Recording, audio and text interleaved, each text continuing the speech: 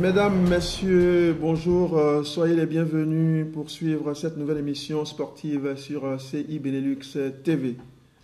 Inutile de vous dire que c'est un immense plaisir pour nous de vous retrouver aujourd'hui sur ce plateau.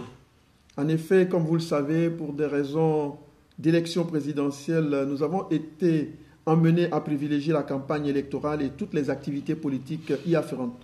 Nous sommes également heureux d'accueillir un nouveau venu sur CI Benelux TV Sport. Il s'agit de mon confrère Amaury Dubois qui va animer cette émission avec moi aujourd'hui avant de prendre les rênes lors des prochaines émissions sportives. Amaury Dubois, bonjour. Bonjour Salo, merci beaucoup. Je suis très heureux d'être parmi vous, de recevoir cet honneur de participer à cette émission sur CI Benelux. Et je vous présente sans plus tarder nos deux invités. Alors à ma droite, vous le connaissez tous sur CI Benelux, Dani Sidibé, agent de joueur FIFA. Bonjour Dani. Bonjour. Et à ma gauche, eh bien, notre coach maison, Isaac Fofana, entraîneur diplômé de l'école de Clairefontaine en France. Bonjour Isaac. Bonjour. Et sans plus tarder, eh bien, nous allons parler du sommaire de cette émission. Merci Amaury. Nous ouvrons donc cette émission avec les éléphants de Côte d'Ivoire. En effet, où en sont-ils aujourd'hui? Ensuite, nous parlerons de l'Euro 2016. Et la question qu'on se pose, c'est de savoir si les Diables Rouges de Belgique peuvent remporter la coupe. En un mot, est-ce l'année de la Belgique? Et enfin, nos chroniqueurs nous feront la rétrospective sportive de l'année 2015. Voilà brièvement en résumé le sommaire de cette émission sur CI Benelux TV.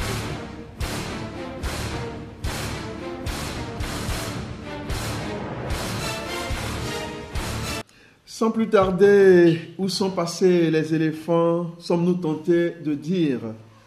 Après le match contre le Libéria, la Côte d'Ivoire s'est qualifiée pour le second tour des qualifications de la Coupe du Monde 2018. Mais peut-on tirer une conclusion vu l'opposition assez moyenne offerte par les éléphants face au Libéria? Coach Fofana, où sont passés les éléphants? Quelle est la forme actuelle des éléphants? La forme actuelle des éléphants, ils sont dans une forme olympique. Ils ont gagné le match contre le Libéria. J'étais à Abidjan, j'ai vu le match. Une belle prestation des éléphants. Quand vous me dites une faible équipe du Libéria, je ne suis pas tout à fait d'accord. Aujourd'hui, le football africain a évolué. Il n'y a plus de petites nations. Le Libéria a très bien joué. Le match aller, vous vous rappelez, on a gagné 1-0 au Libéria. Donc 3-0 Abidjan, c'est pas mal. Avec une nouvelle génération qui arrive très fort. Et voilà, donc félicitations aux éléphants. La défense n'a pas encaissé encore de but depuis le match contre la RD Congo. Mais la Côte d'Ivoire marque peu. Cette équipe-là, l'attaque marque peu. Quelle solution offensive pour ces éléphants-là? Oui, avec Hervé Rina, il y avait un système défensif mis en place par ce sélectionneur. Aujourd'hui, avec Michel, je pense que bon, le jeu offensif des éléphants n'est pas flamboyant, mais on ne perd pas non plus. Est-ce qu'il y a un fond de jeu? Pour le moment, non. Ok, mais donc on peut dire que ces éléphants-là peuvent, disons, conserver leur titre. Alors, ça va être très difficile, mais on a encore le temps. Ok. Dani, bonjour. Oui, bonjour. Dites-nous maintenant, M. Sidibé, comment voyez-vous la double confrontation entre les éléphants de Côte d'Ivoire et le Soudan, bientôt en 2016? Vous savez que je vois que la Côte d'Ivoire est partant favori. Et elle part favorite parce que déjà, vu l'équipe soudanaise, c'est des locaux. Donc, ce n'est pas une équipe d'expérience. Moi, je pense que c'est vrai, tous les joueurs de l'équipe nationale du Soudan jouent à la maison. Enfin, ils sont c'est des locaux. Oui. Donc, l'avantage est qu'il y a l'expérience un peu européenne. Oui, mais donc, je vais profiter pour vous demander de nous parler un peu brièvement des joueurs ivoiriens évoluant dans les différents championnats européens. Oui, pour le moment, la Côte d'Ivoire, ils ont, ils ont beaucoup de bons joueurs qui évoluent en Europe, notamment à Paris Saint-Germain, que tout le monde connaît, Serge Aurier, qui fait une très belle saison. Et il y a aussi Bonaventure Kalou, Bonaventure Salomon, qui a fait 15 matchs en championnat en Bundesliga et qui a 10 goals. Donc je pense que c'est à saluer. Et il y a aussi Yaya, mais bon, malheureusement il y a Gervinho qui n'arrive pas à retrouver son niveau d'avant. Donc il y a certains joueurs qui ne retrouvent pas trop. Et en Belgique ici on a quelques joueurs. Voilà, il y a le meilleur buteur du championnat, d'accord, c'est un Ivoirien, Syria Goibi, qui a souffert dans les temps, qui est passé dans les grands clubs. De Liège, du Standard de Liège. Anderlecht. Aujourd'hui il se retrouve à un club moins de pression. Et il arrive à s'exprimer, il arrive à essayer de marquer des buts, donc c'est à le saluer, quoi. Ok.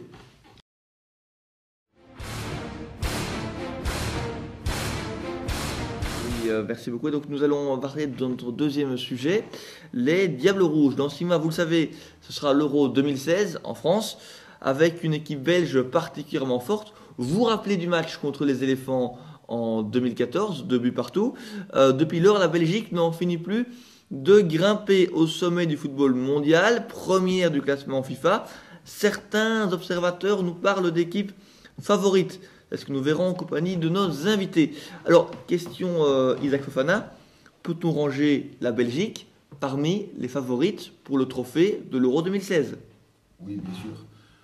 Oui, parce que la Belgique numéro 1 FIFA, bon, je ne sais pas comment le classement est fait, et quand tous les observateurs lui disent la Belgique est très bien partie, maintenant la Coupe d'Europe c'est autre chose. Les éliminatoires c'est autre chose et la phase finale c'est autre chose. Bon, on verra, c'est dans 6 mois.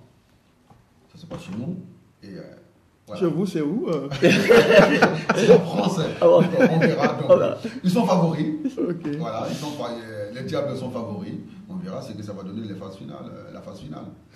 Dany Sidibé. Pour moi, je trouve que ce que mon collègue a dit, M. Fofana, il a tout à fait raison. La Belgique est partante favorite. Donc, mais bon, on ne sait jamais. Il y a dans le tournoi et encore dans 6 mois, c'est au mois de juin, encore on va dire précisément 8 mois. Et il y a beaucoup de choses qui peuvent se passer, vous savez, dans le football, on ne sait jamais. Mais normalement, je pense qu'avec tous ces joueurs qu'ils ont, ils ont vraiment du talent. Et ils arrivent vraiment à coiffer, pour le moment, les footballeurs qui jouent dans les clubs, dans les différents championnats européens. Vraiment, ils se comportent bien. Donc, je pense que la Belgique partira favorite et on verra après. Et puis, il faut dire aussi que c'est juste à côté, là, puisque la France, c'est juste à 200 km. On aura beaucoup de supporters qui seront là. Oui, voilà, il y a les... C'est un peu comme ils jouent à domicile. C'est comme s'ils jouent à la maison. Donc, on est à quelques kilomètres de là où ça va se passer. Oui, j'espère que ça ne sera pas comme 2000 que la Belgique remporte en France, parce que nous, on a remporté en 2000... En Belgique. Ok. Ouais, donc ce sera un peu comme si les éléphants jouaient une canne au Ghana. C'est à côté, il y aura beaucoup de supporters qui vont... C'est un peu ça. Effectivement, bon. On verra. Qu'elle vous inspire, cette équipe de Belgique actuellement? Qu'est-ce qui vous marque particulièrement dans cette équipe belge, Isaac? Cette génération, il y a pas mal de talent, une belle équipe, une belle sélection. Et voilà, donc ils ont de très bons joueurs qui sont tous titulaires dans leurs clubs respectifs. Donc on verra ce que ça va donner pendant le mois de juin. Dany, qu'est-ce qui vous marque dans cette équipe de Belgique? C'est un joueur qui vous frappe particulièrement? Oui, mais vous savez, si on doit citer tous les joueurs qui nous frappent particulièrement, moi je dirais que Eden Hazard. Pour moi, c'est le meilleur. Donc, mais je pense qu'ils sont tous meilleurs. Parce que bon, si tu vois le gardien aujourd'hui... Thibaut Courtois, qui est très très fort, qui est l'un des meilleurs gardiens du monde, on va dire. En plus, vu leur âge. Parce que c'est une génération dorée quand même. Parce que c'est que des jeunes joueurs qui arrivent vraiment... Il faut voir même les espoirs belges. Ils arrivent à vraiment monter en puissance. Et donc, je pense que... On ne peut pas dire qu'il y a un joueur particulièrement qui nous frappe à l'œil, mais bon, je pense que c'est un ensemble. Avec un coach aussi un coach qui essaye de comprendre ses joueurs, qui essaye de défendre ses joueurs, même s'ils jouent ou bien ils reçoivent des critiques de la presse. Je pense qu'avec cette idée d'esprit, cet état d'esprit, je pense qu'ils iront Lyon. Juste une question rapide, Dany. Vous parlez de génération dorée. Comment est-ce qu'on peut expliquer à nos téléspectateurs, notamment en Côte d'Ivoire, qu'un petit pays comme la Belgique arrive à faire une succession, les espoirs belges tournent bien aussi, arrive à avoir une succession de générations dorées, alors que le réservoir de la Belgique n'est pas illimité non plus? Vous savez, c'est très simple, c'est par rapport à la formation, c'est qu'ils ont mis en place. Donc aujourd'hui, c'est ce qui se passe en Belgique. À l'époque, il y avait la France qui sortait des très bons joueurs, des très très bons joueurs dans les centres de formation. Aujourd'hui, les centres de formation belges est vraiment une des meilleures formations qui se passe très bien. Même quand vous regardez des petits tournois qu'on organise au niveau des jeunes, c'est-à-dire que, comme je vais donner un exemple, Biarritz, il y a Anderlecht qui arrive à remporter, ils iront en finale, ils battent toutes les grandes équipes. Donc je pense que c'est normal. Là, ils vont en demi-finale de la Coupe du Monde des U17, il n'y a pas longtemps. Donc je pense qu'ils ont été battus par une équipe africaine. Une équipe africaine. Voilà. Donc, mais chez nous, malheureusement, il n'y a pas de suivi. Ok, merci. Maintenant, nous allons passer au troisième point. Nous allons parler un peu de ce qui s'est passé en cette année 2015. Je vais revenir sur quelques moments marquants. Dans le domaine sportif, vous savez que notre compatriote Muriel Aouré et nos deux compatriotes Muriel Aouré et Marie-Josée Talou en athlétisme féminin ont été des étoiles scintillantes sur l'Afrique cette année. Il y a Ben Youssouf Meïté aussi chez les hommes. Ils ont fait vibrer les Ivoiriens, tout comme de nombreux sportifs lors des Jeux africains de Brazzaville, ainsi que bien sûr nos éléphants qui sont montés sur le toit de l'Afrique en janvier dernier en Guinée équatoriale. Coach Fofana, qu'est-ce qui vous a marqué en cette année 2015? Ouais, cette année 2015 a été une belle année pour la Côte d'Ivoire. Ça faisait longtemps que je n'ai pas été en Afrique. Quand j'ai été la première fois, je suis venu avec la coupe. Ça a été une belle année 2015. Bon, c'est ce qui m'a marqué, le trophée. Après tant d'années, je crois, 22 ans. 13 ans. Non, 23 ans. 23 ans. Ouais, 23 ans. Et ça m'a beaucoup marqué. J'ai vu l'accueil. Et puis on venait de sortir de 10 ans de guerre. Ça a fait oublier. Ça a été un lien pour ressouder un peu le tissu social. Le tissu social en Côte d'Ivoire. Oui. Et franchement, chapeau aux éléphants. Dany écoute, moi j'ai été marqué par l'évolution de nos jeunes. Vous savez, on n'a pas... Tous les jeunes africains? Tous les jeunes africains, parce que, enfin, je vais dire au niveau du football. Football, oui. D'ailleurs, aujourd'hui, ils sont arrivés en finale de la Coupe du Monde de U17, alors que nos infrastructures ne sont pas vraiment formées par rapport aux Occidentaux. Je pense que moi, j'ai été vraiment marqué par ça. Donc, ils ont été en demi-finale. Deux équipes où, je ne sais pas, je ne me trompe pas, M. Fofana. Mali, Nigeria. Ils ont été en demi-finale de la Coupe du Monde des U20. Et aussi en Nouvelle-Zélande. Et donc, c'est à saluer parce que c'est vraiment un exploit. Moi, je pense que ça m'a vraiment marqué. Donc, pour dire que le football africain est en train de se positionner, de prendre de l'ampleur.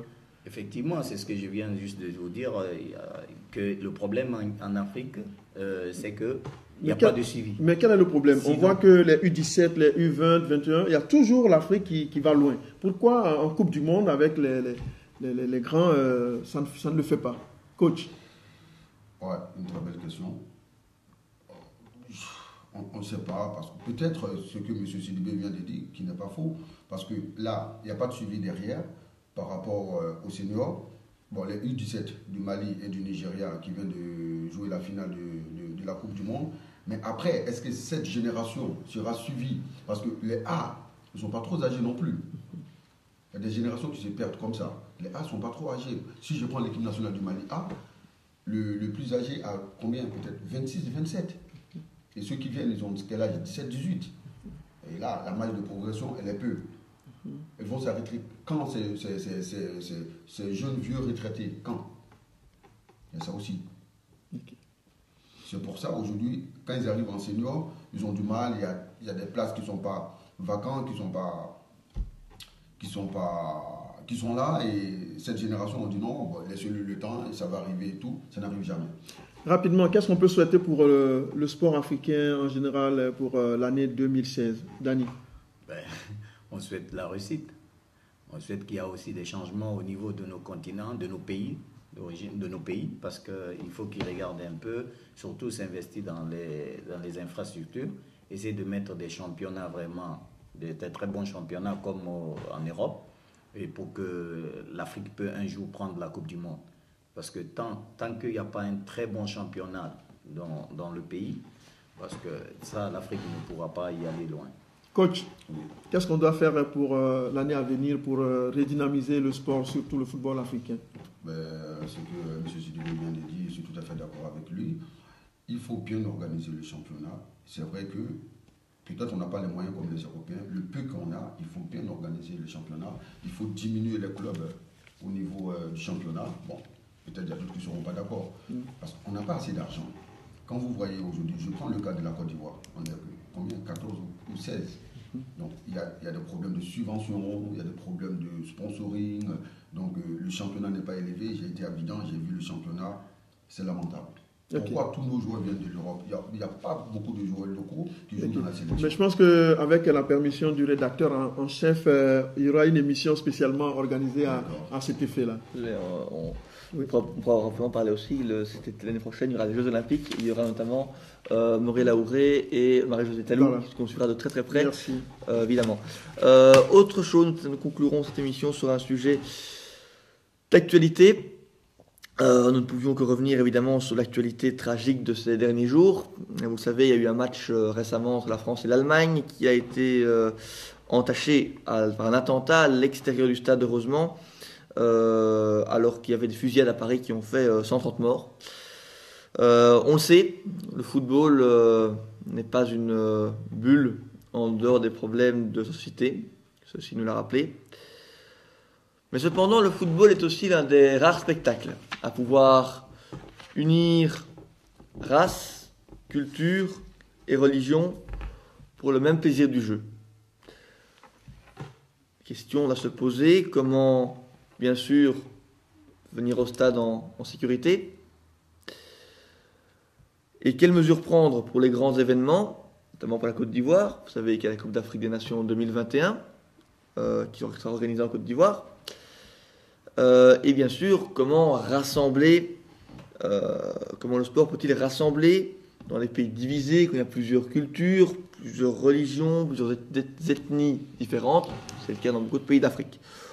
Nous reviendrons sur ces sujets, notamment lors de nos prochaines émissions. Merci. Juste avant de terminer, je voudrais vous demander, Dani et coach, vous étiez à Abidjan tout récemment pour un tournoi. Comment ça s'est passé?